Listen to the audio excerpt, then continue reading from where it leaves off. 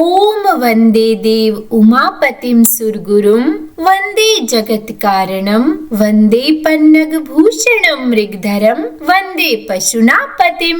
हे त्रिलोकनाथ, हे भोलेनाथ, आप ही विश्व के मूल कारण हैं। आपका मस्तक गंगा से सुशोभित है, गले में सर्पों का आभूषण है और शरीर भस्म से विभूषित। आपके चरणों की शरण में आकर हम अपने समस्त पाप, भय और कष्टों को त्यागते हैं। आपकी कृपा से ही जीवन में शांति, भक्ति और मोक्ष का मार्ग प्रशस्त होता है। तो श्री शिवाय नमस्तुभ्यम। प्रिय श्रोताओं, आज का दिन अत्यंत शुभ और कल्याणकारी है, क्योंकि आज है भाद्रपद महीने के कृष्ण पक्ष की त्रयोदशी तिथि यानी प्रदोष व्रत। और जो त्रयोदशी तिथि की संध्या को भगवान शिव की आराधना के लिए विशेष मुहूर्त माना जाता है, वो आज प्रदोष व्रत बुधवार के दिन पड़ा है, जिसे हम कहते हैं बुध प्रदोष व्रत। बुध ग्रह बुद्धि, वाणी, व्यापार और विवेक का कारण है। इस दिन व्रत और शिव पूजन करने से मानसिक शांति, निर्णय शक्ति, परिवार में प्रेम और रोगों से मुक्ति मिलती है।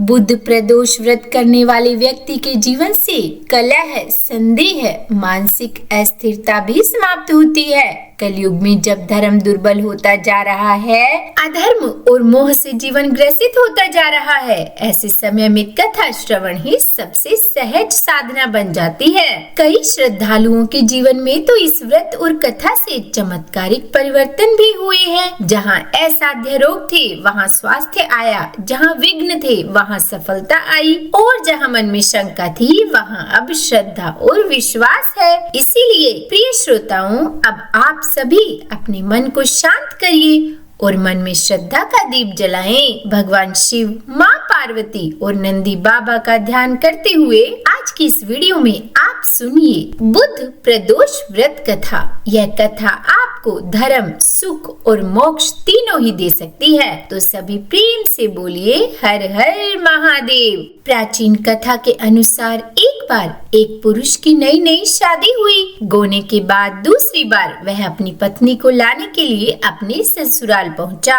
और सास से कहने लगा कि माँ जी, वह बुधवार के दिन अपनी पत्नी को लेकर वापस जाएगा। यह सुनकर ससुराल पक्ष के सभी लोग कहने लगे कि बुधवार के दिन मायके से लड़की का अपने ससुराल जाना सही नहीं होता है, लेकिन वह नहीं माना। आखिरकार मजबूर होकर लड़की को उन्होंने भारी मन से विदा कर दिया।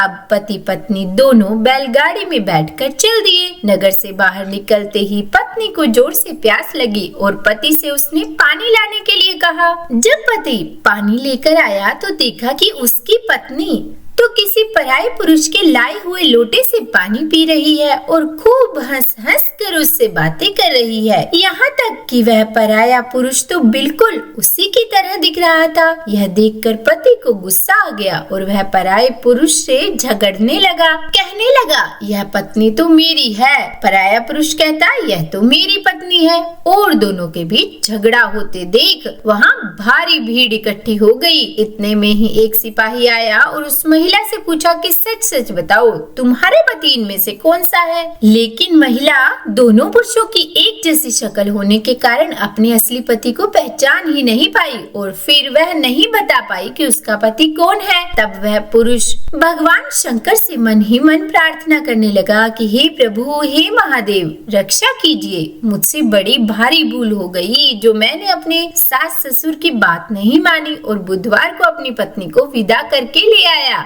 हे महादेव, मुझे क्षमा कर दीजिए। अब मैं भविष्य में कभी भी ऐसी गलती नहीं करूंगा। जैसे ही उसने सच्चे मन से प्रार्थना की, दूसरा पुरुष अंतर्ध्यान हो गया और इस प्रकार वो दोनों पति पत्नी सकुशल अपने घर पहुंच गए। उस दिन के बाद से दोनों पति पत्नी बुध प्रदोष व्रत रखने लगे और उस प्रदोष व्रत के प्रभाव से उन दोनों का दाम्पत्य जीवन भी खुशहाल हो गया और समय आने पर उन्हें बहुत ही भाग्यशाली संतान की भी प्राप्ति हुई। इस प्रकार उनके सभी दुख महादेव ने दूर किए।